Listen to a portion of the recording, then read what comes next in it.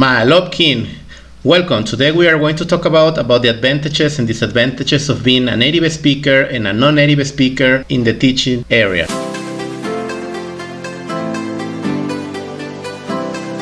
So, it's a very polemic and controversial topic because people tend to think that a native speaker is the best teacher or the best option they can have in order to acquire and learn a language. However, it's not everything, because you can be a native speaker and that's not actually everything you need to have in order to teach a language. For instance, we're going to talk about a couple of aspects. The first one is the fluency. Native speakers are expected to have fluency, and actually a better fluency than non-native speakers. However, the non-native speaker can have the same fluency that the native speaker has, provided that the non-native speaker has a high level.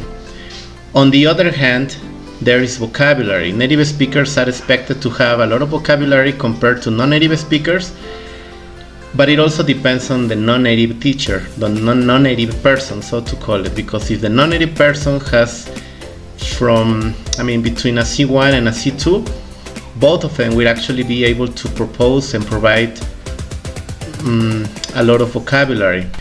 Another point is culture. Native speakers are expected to have a lot of culture because they are supposedly been living in the country or in the countries where, or in some of the countries where that language is spoken.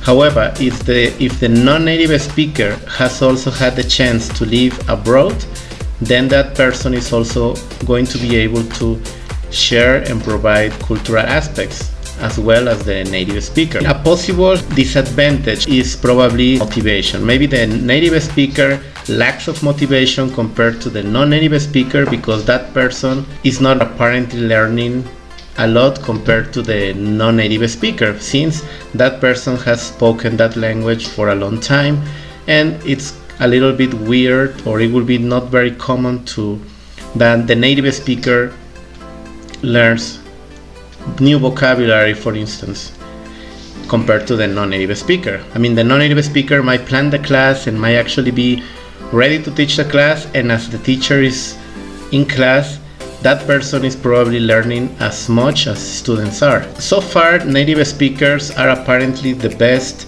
choice in order to have a language teacher. However, the native speaker has a very big disadvantage compared to a non-native speaker. The native speaker has no idea about the complexity of its language, her language, just because that person was born speaking that language and is not actually familiar with the complex structures or difficult structures to acquire. For instance, in my case, as a native speaker in Spanish, I am more capable of identifying and comprehend why, for instance, simple present is a very hard topic just because of the third singular for person, or whenever students learn simple past, for instance, I understand why students struggle with learning auxiliaries. Students normally struggle with auxiliaries because we don't have auxiliaries in Spanish, so I totally understand why they would struggle with it. So in a way, it is that is the disadvantage I consider a native speaker has, provided that the native speaker has experience and definitely a didactics or a teaching background. Because if the person is just a native speaker, I wouldn't expect to learn a lot from that native speaker in class, because that person is just like a walking dictionary. He or she is just familiar with the structure, with the language.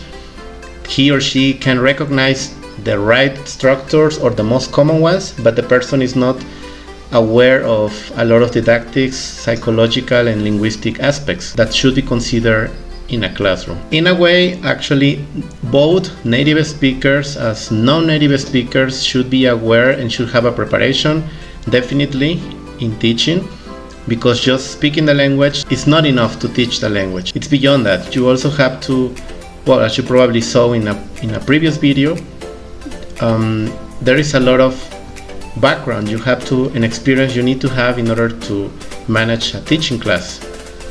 Well, that's all I have for you today. I really appreciate your time. Thank you very much. If you like the video, don't forget to give me a like, and don't forget to write your comments on the comment box down below. Don't forget to click on the bell in order to receive updates every time there is a new video.